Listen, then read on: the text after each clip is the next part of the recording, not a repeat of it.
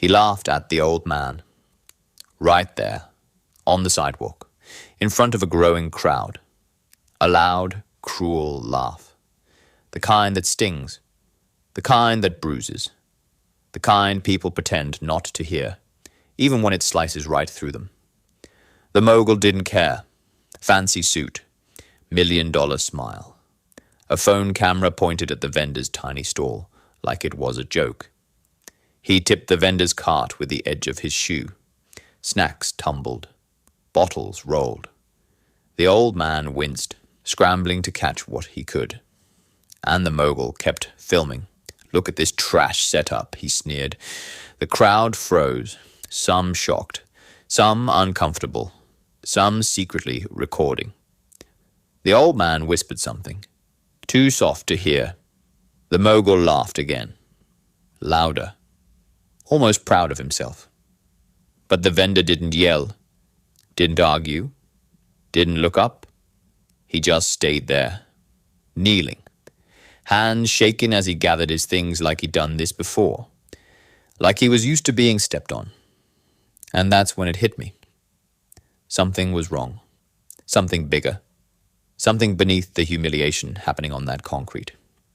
My chest tightened. This wasn't just a moment. This wasn't just cruelty. This was a man breaking. And the mogul? He was enjoying it. He zoomed the camera closer to the vendor's trembling hands. Pathetic. The crowd shifted. People whispered. Phones lifted. And then a sound, a small one. A quiet, cracking inhale from the vendor as he picked up a worn photograph from the ground.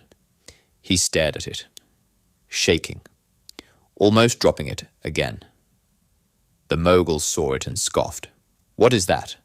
A pity card?" He grabbed the photo right out of the vendor's hand, just took it, just ripped it away like it was nothing. Gasps spread through the crowd. My pulse spiked. Something inside me twisted, because I saw the vendor's face fall, not in anger, in grief. Deep, old, heavy grief that trembled across his whole body. The mogul flipped the photo around. His smirk faded, but he covered it with arrogance before anyone else could notice. He crumpled the picture. The vendor let out a breath that sounded like breaking glass. I stepped forward. Couldn't help it. Couldn't stand still another second. And the mogul finally noticed me, watching him. His eyes narrowed. Problem? I didn't answer. Couldn't. Because the vendor was staring at the crushed photo in the mogul's hand, like it was the last piece of someone he once loved. And the mogul? He crushed it tighter, grinding it between his fingers. That's when the moment split. The air shifted. The crowd leaned in. The vendor reached out just a few inches before stopping himself. A reflex, a memory, a wound. And the mogul smirked like he'd won some sick battle. But he didn't notice the girl behind him. Phone lifted, face pale, recording everything. He didn't notice the older man by the bus stop. Arms crossed, jaw clenched. Recording, too. He didn't notice half the street watching him. Not the way they watched others, but the way they watch villains. And still, he kept laughing, kept crushing the photo in his fist, kept towering over the vendor like power made him untouchable. But he was wrong. This moment, this cruelty, this humiliation, someone already had it on camera. And the internet? It doesn't forget. It doesn't forgive. It devours. And before the night ended, this sidewalk scene would ignite the entire city. The video didn't fade. It burned. Every second of it tore through the city like wildfire. The mogul's laugh, the vendor's shame, the way he pushed him aside like trash. People weren't just angry. They were furious. And that fury had a target. The tech mogul's face, his suit, his arrogance, all looping on a city's endless screens. Billboards, phones, storefront displays, everywhere. He tried to spin a statement, a PR apology, a misunderstanding. But the city wasn't buying it. Not this time. Not after years of rumors, whispers, stories people were too afraid to say out loud.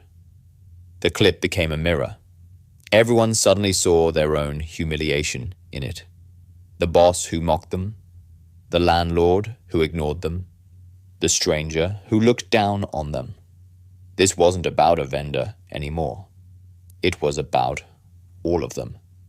And then the pressure cracked something open. A woman posted a comment, just one line, but it hit like an earthquake. He did the same thing to my brother. Silence. Then hundreds of replies. Then thousands. Each one a story, a wound, a memory of being stepped on by the man who pretended to innovate the future. The vendor watched from his tiny room. He didn't smile. He didn't celebrate. He didn't want revenge.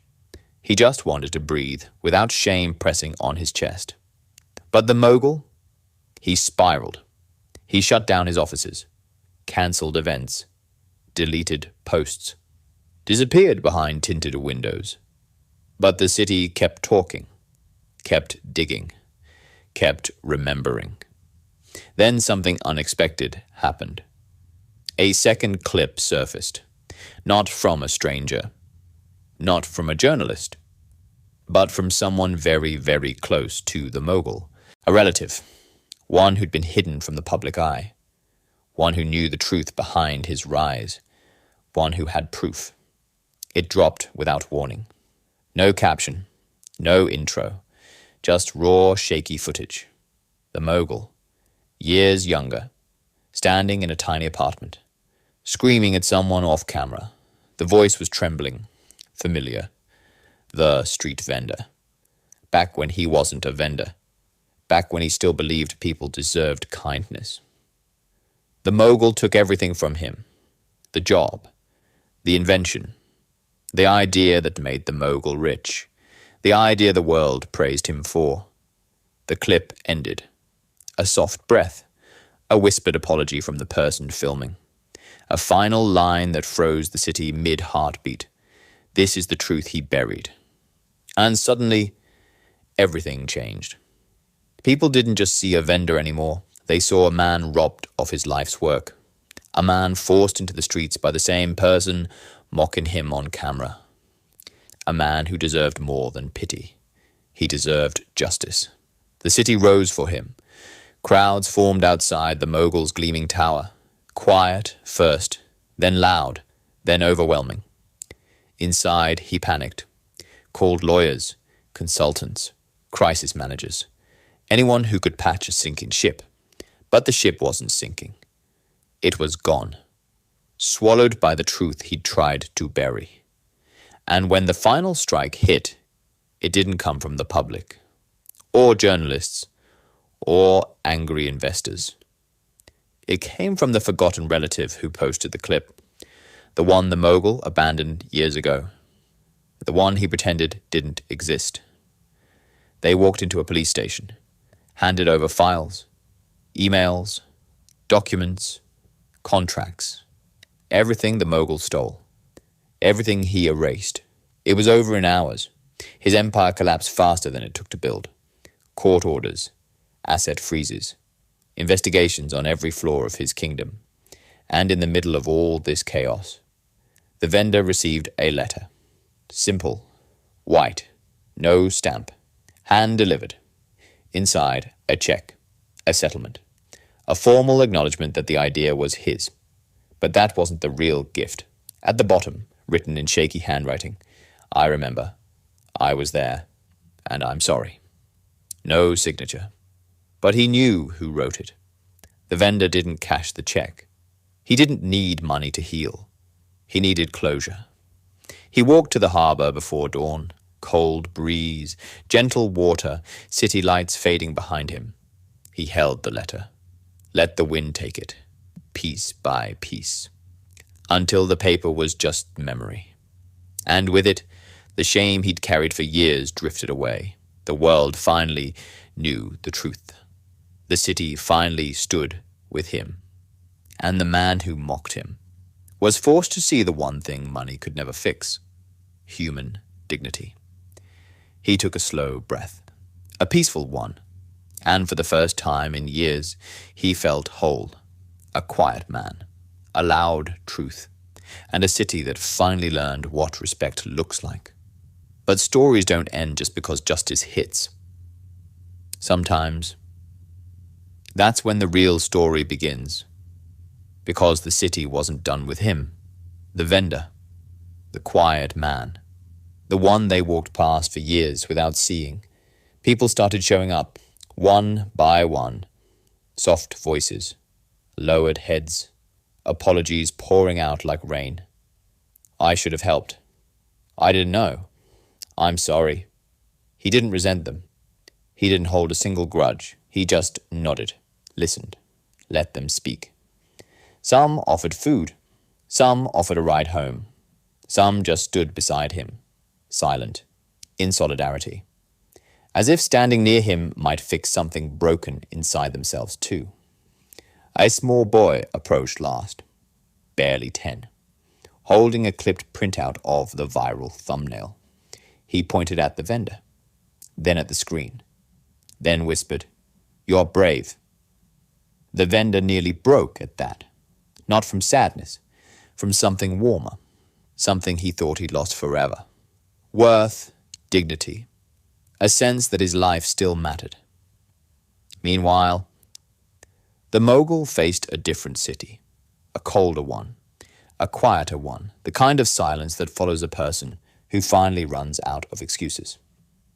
He tried one last move, the classic one, the public redemption arc, a press conference, bright lights, a podium, a heartfelt apology written by someone else.